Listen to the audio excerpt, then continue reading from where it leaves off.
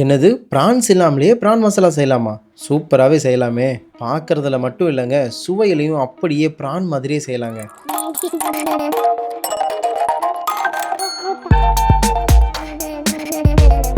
அடுப்பை ஆன் பண்ணி ஒரு தவா வச்சுக்கோங்க. அதில் கொஞ்சமாக தண்ணீர் விட்டுக்கோங்க. கொஞ்சமாக உப்பு, கொஞ்சமாக எண்ணெய் ஊற்றி கலந்து விட்டுக்கோங்க. தண்ணீர் கொதித்ததும் ஒரு கப் ரவையை இதில் போட்டுக்கலாம். நல்லா கிளறி விட்டுக்கோங்க. கொஞ்ச நேரத்தில் ரவையில் உள்ள பச்சைத்தன்மை எல்லாமே போயிடும். இப்போ இதை தனியாக எடுத்து வச்சுக்கலாம். இப்படி கொழுக்கட்டை மாதிரி பிடிக்கிற பதம் நமக்கு கிடச்சிரும்.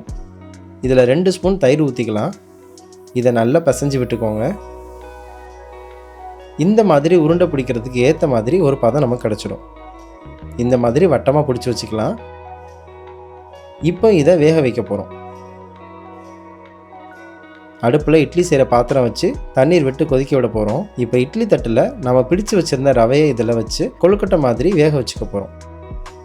உங்களுக்கு எந்த மாதிரி ஷேப் வேணுமோ அந்த மாதிரி பிடிச்சு வச்சுக்கோங்க.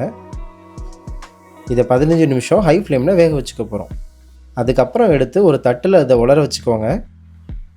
நல்லா அழகாக குட்டி குட்டியாக நமக்கு ஷேப் கிடச்சிருக்கு. இப்போ அடுப்பில் ஒரு ஃப்ரை பேன் வச்சுக்கோங்க. அதில் கொஞ்சம் கடலெண்ணெய் ஊற்றிக்கோங்க.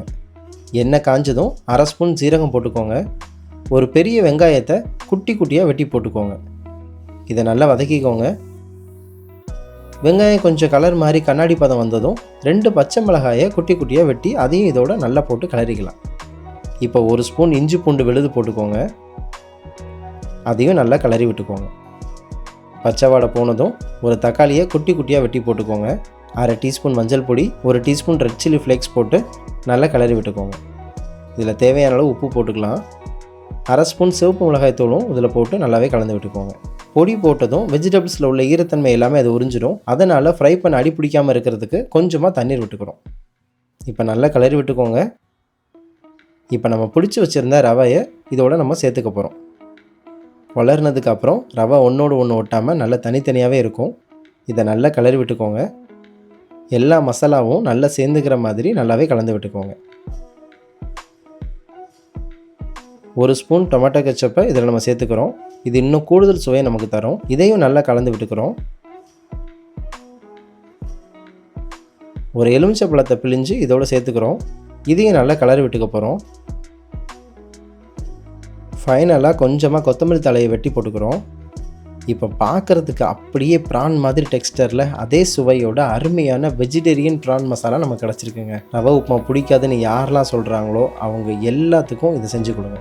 இன்னும் வேணும்னு வாங்கி சாப்பிடுவாங்க. இதை ஸ்நாக்ஸாகவும் டிஃபனாகவும் சாப்பிடக்கூடிய 2 in 1 ரெசிபி தான் இது. கண்டிப்பாக ட்ரை பண்ணுங்கள். இந்த வீடியோ உங்களுக்கு பிடிச்சிருக்குன்னு நம்புகிறேன். இந்த வீடியோ பிடிச்சிருந்தா லைக் பண்ணுங்கள், கமெண்ட் பண்ணுங்கள், மறக்காமல் ஃப்ரெண்ட்ஸ் எல்லாத்தையுமே ஷேர் பண்ணுங்கள். நம்ம சேனலை சப்ஸ்கிரைப் பண்ணிவிடுங்க. Thank you so much. பாய்.